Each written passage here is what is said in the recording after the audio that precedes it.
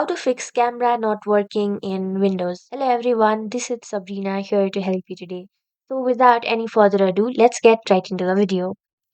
So first start your start menu and then go to settings. After that, go to privacy and security. Scroll down and then you will see an option camera. Tap on it.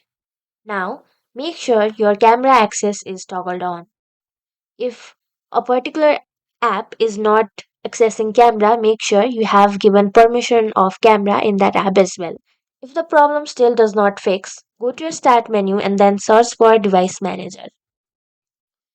Now go to cameras and then uninstall this driver. After that, after uninstalling, what you will have to do is go to your preferred browser and then search for camera driver for whatever brand's laptop it is. For my case, it's Acer. So simply search for Acer as the user facing camera driver and then make sure to download it from the official site and you will be done. So that's it.